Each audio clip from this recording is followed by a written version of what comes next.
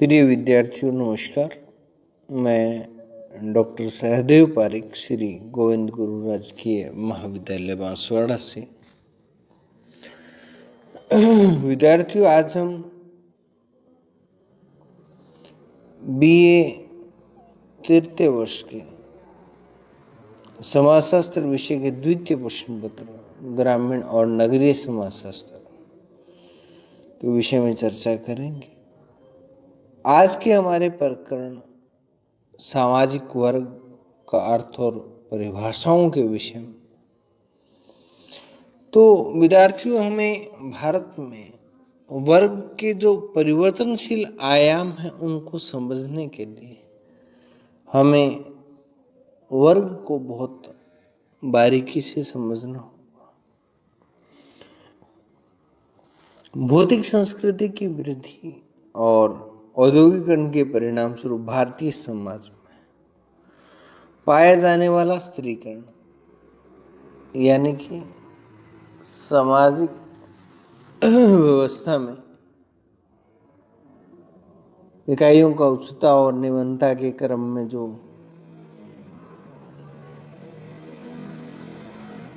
क्रम विन्यास जो पाया जाता है वो हमारा स्त्रीकरण है।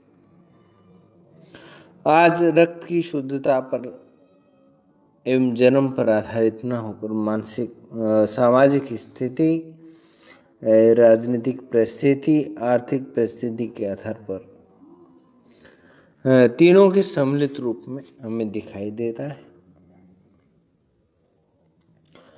वर्ग व्यवस्था में सामाजिक स्त्रीकरण का एक स्वरूप है, या वर्ग व्यवस्था को हम सामाजिक स्त्रीकरण का एक स्वरूप मान सकते हैं, क्योंकि वर्ग अर्जित पदों को महत्व देने वाली एक व्यवस्था है और इसमें मनुष्य अपनी योग्यता के अनुसार उच्चता और निम्नता के आधार पर पदों को ग्रहण करता है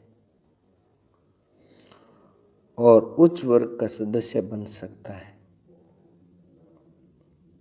अतः व्यवस्था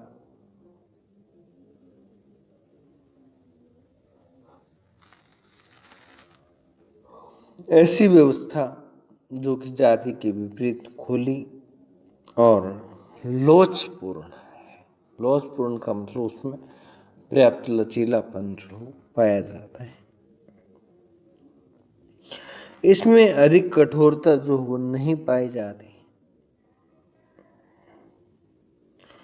और कार्ल मार्क्स, मैक्स वेबर आदि विचारकों का मत है कि वर्ग मुख्यतः आर्थिक समानता, असमानता पर आधारित है। और कार्ल मार्क्स की मान्यता है कि प्राचीन युग में ही समाज आर्थिक आधारों पर दो वर्गों में विभाजित हुआ है या बंटा हुआ था। पहले जब कृषि का युग था तब दो प्रमुख वर्ग थे, जमींदार और कृषक, सामंत और दास। औद्योगिकरण के बाद पूंजीपति और श्रमिकों के रूप में वर्ग हमें दिखाई दी। चाहे पूंजीपति वर्ग को लें अथवा जमींदार या सामंत को, और इनके पास भौतिक संपदाएं अधिक थी, वह मौलिक रहे हैं। और कृषक, दास एवं श्रमिक वर्ग के लोग प्राचीन युग से अच्छी प्रकार की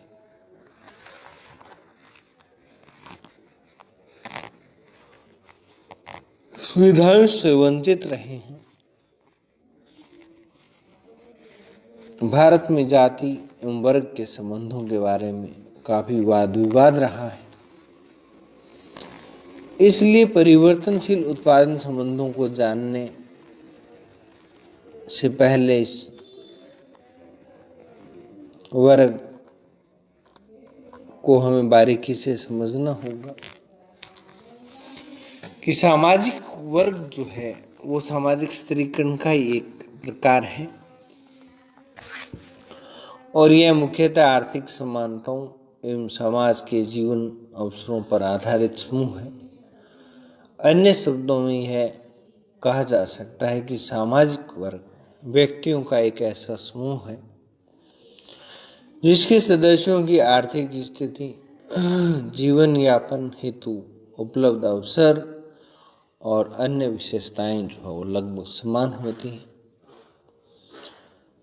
जिनके सदस्यों में अपने समूह के प्रति चेतना पाई जाती है। प्रमुख विद्वानों ने सामाजिक वर्ग को इस प्रकार से परिभाषित किया है।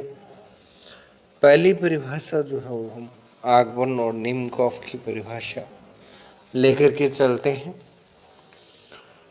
एक निश्चित समाज में मुख्य रूप से एक ही पद वाले व्यक्तियों के समूह को सामाजिक वर्ग कहा जाता है, और जिस वर्ग की परिभाषा में एक सामाजिक वर्ग व्यक्तियों का समूह अथवा विशेष श्रेणी है, जिसका समाज में एक विशेष पद होता है, और ये विशेष पद ही अन्य समूहों से उनके संबंधों को स्थायी रूप से निर्धारित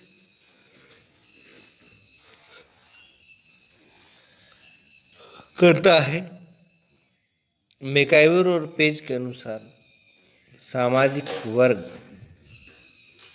एक समुदाय का वह योग है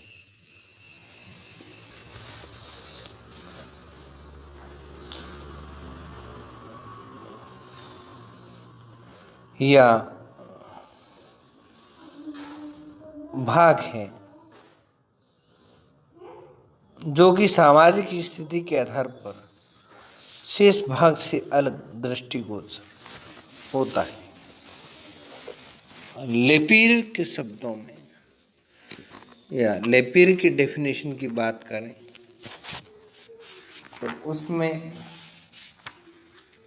हम ये कह सकते हैं कि सभी जितनी भी परिभाषाएं हमने पढ़ी हैं, उन परिभाषाओं में से अलग एक परिभाषा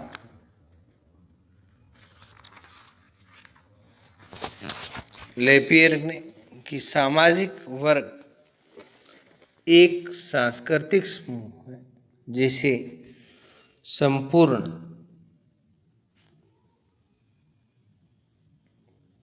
जनसंख्या में एक विशिष्ट स्थिति या पद दिया जाता है। गिन्सबर्ग के अनुसार यदि बात करें तो वर्ग समान वंश, समान व्यवसाय, समान धन और शिक्षा, समान विचार, भावनाएं और समान व्यवहार रखने वाले लोगों का एक समूह है। इस प्रकार विद्यार्थियों ये जो हमने 4 या 5 परिभाषाएं आपको बताई है,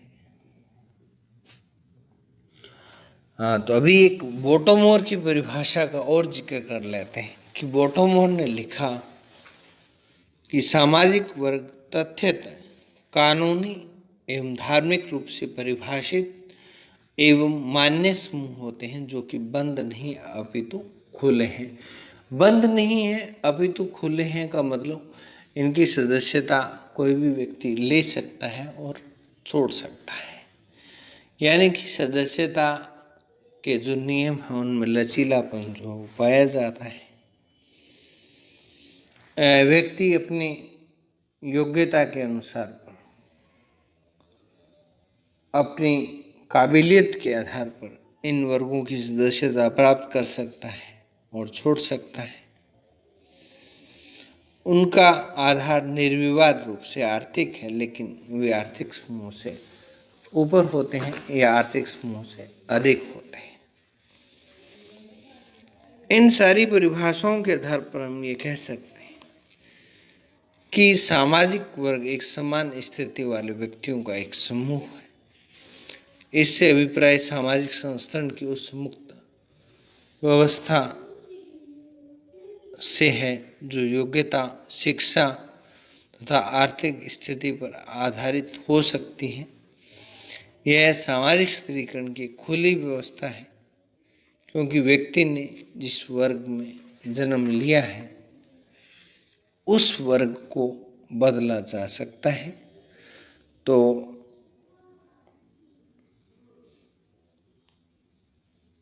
आज के इस वीडियो में इतना ही। आगामी वीडियो में हम किसी अन्य टॉपिक पर चर्चा करेंगे। तब तक के लिए धन्यवाद।